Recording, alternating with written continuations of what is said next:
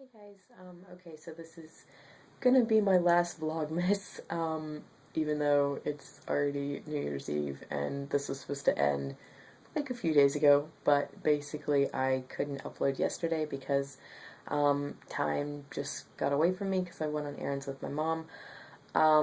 But this is going to be a Top 5 Wednesday.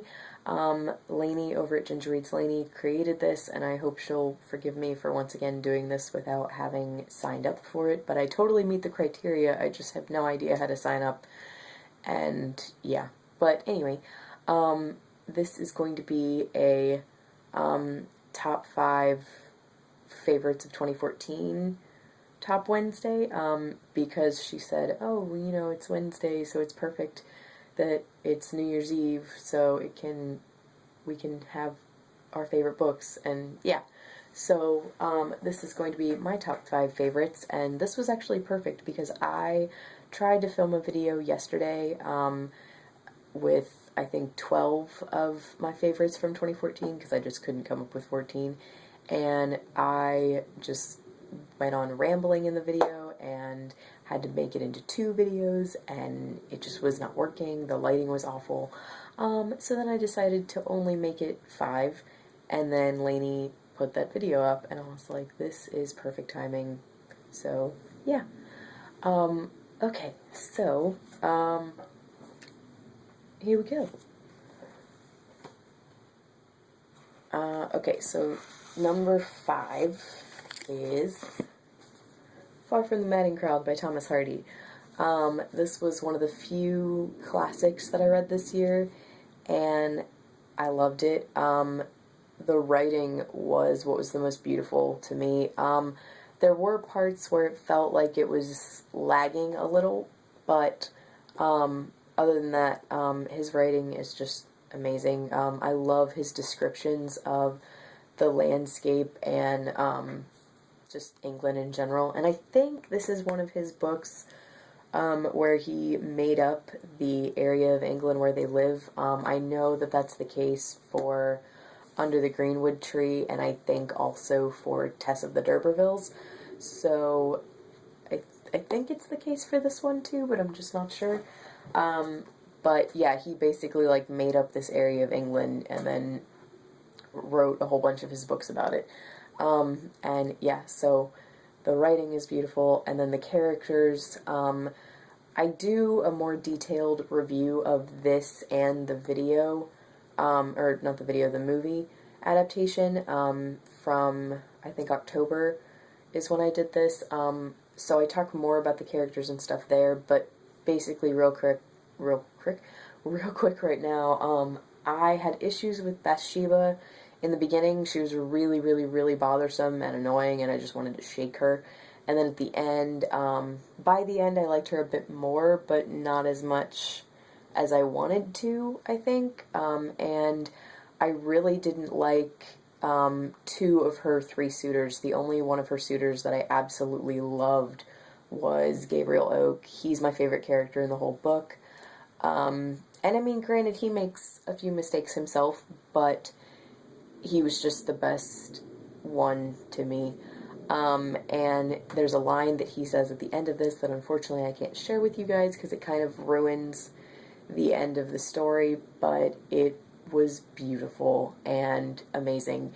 And, okay, real quick little tangent story. I was watching Vicar of Dibley a few days ago, and I was watching the last 2 episodes of the show that introduce Richard Armitage as Harry Kennedy, who ends up becoming the vicar's husband, and he quotes that line to her that Gabriel Oak says at the end of the book, and I was practically crying. It was so beautiful, so I was just freaking out. But yeah, that was a little side story. I was like, oh my gosh, like, your character is perfect because you're quoting Gabriel Oak. And I just thought that it was perfect timing because I had literally just finished this book like a month before or something. I'm sorry you guys, books are falling. But yeah, basically this book was great and I highly recommend it. And I'm really glad that this was my first Hardy because it was one of his softer books, I think. It's still really depressing throughout a lot of it, but It has a nicer ending than, like, Tess of the D'Urbervilles, so I'm very happy that I started with this. And I definitely want to read Tess of the D'Urbervilles and Under the Greenwood Tree, both of which I own. Maybe not this year, but, well, I do want to read Tess this year, so I don't know. Hopefully I'll get to both. We'll see. And then 3 and 4 are tied because I could not decide. Hogfather by Terry Pratchett and Good Omens by Neil Gaiman and Terry Pratchett. Both of these were my first introduction to Terry Pratchett. I have read Gaiman before several times, and I love him. He is my favorite author ever.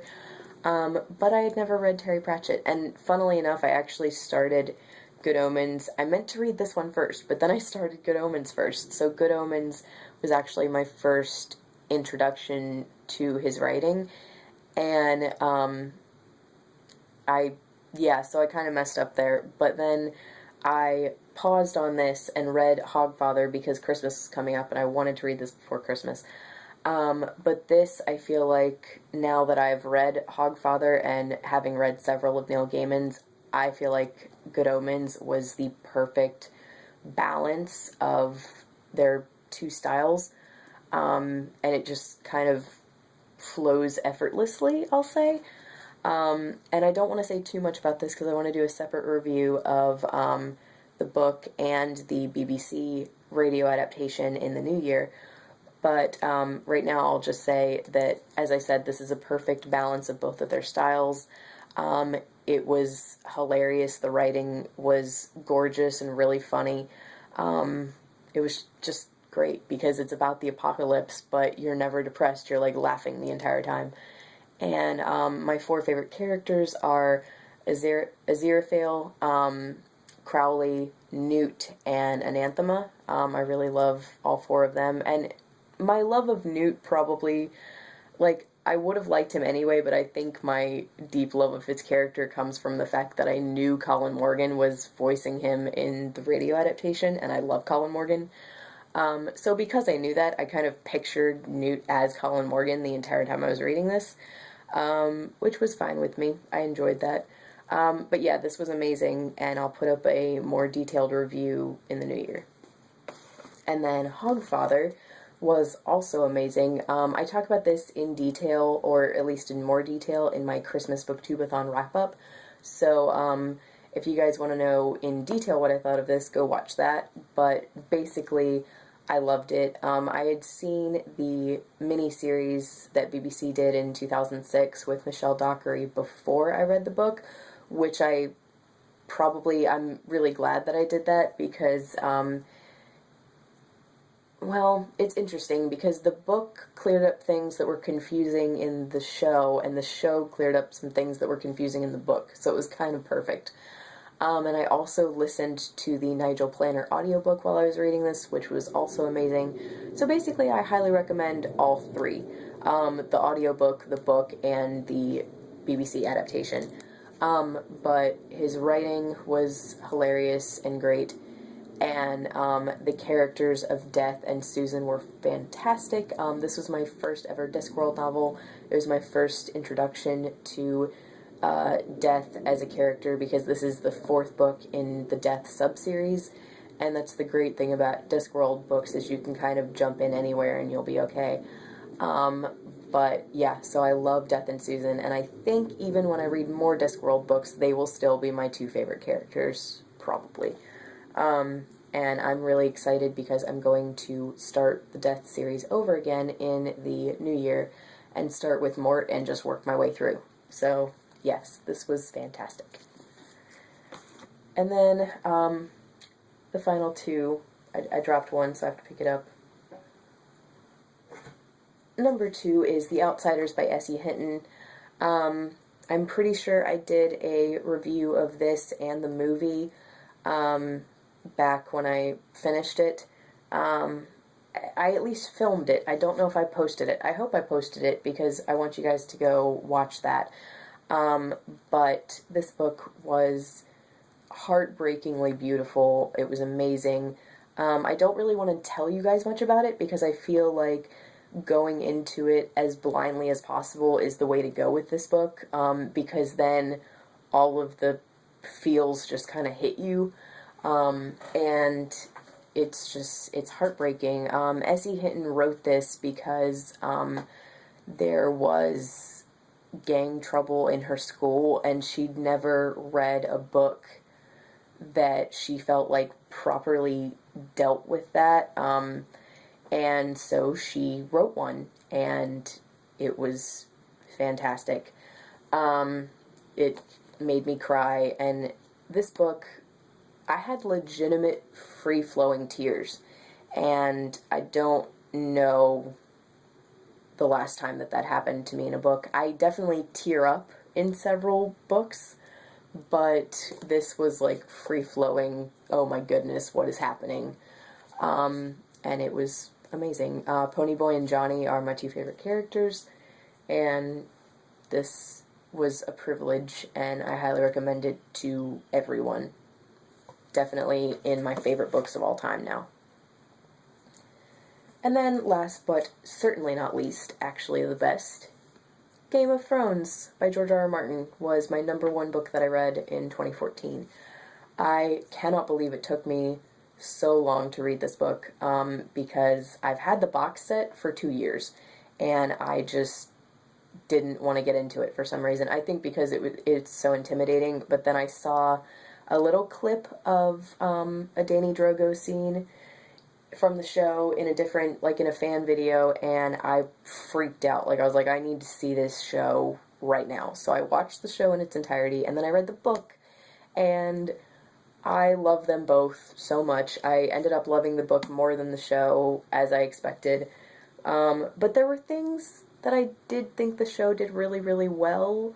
Maybe even a little bit better than the book, but I don't know. We'll have to talk about that later. But if you guys want to know in detail what I thought of this, I did a full 2-part review because I could not talk about this book for less than 25 minutes. And really quickly, I just love the writing and the world building, and my 3 favorite characters are Tyrion Lannister, Daenerys Targaryen, and Khal Drogo. My love of Khal Drogo in this book is a bit ridiculous. I was even contemplating bringing my little Drogo pop doll over to like sit right here while I talk about this book. But yeah, I love him. I love Daenerys. I love their love story. Their love story is one of my favorites ever. And yeah, I love this book, and I'm having a little bit of trouble with Clash of Kings, but I'm going to try to power through it so that I can move on to Storm of Swords, because I've heard that that's the best one. But I kind of doubt that it's going to beat this one for me. I love this book. Top 5 ever. Definitely in my top 5 ever. So, okay guys, that was my top 5 books that I read in 2014. I will link Lainey's channel down below because she's the creator of Top 5 Wednesday, and again, I hope she'll excuse the fact that I have done this yet again without being signed up for it, but I totally have the criteria. And yeah, so let me know what you guys think of the books that I chose, and let me know if you guys have a top 5 favorites for this year, or if you did a video about it. Link it down below. And thank you guys so much for watching. Have a fun and safe New Year. Bye.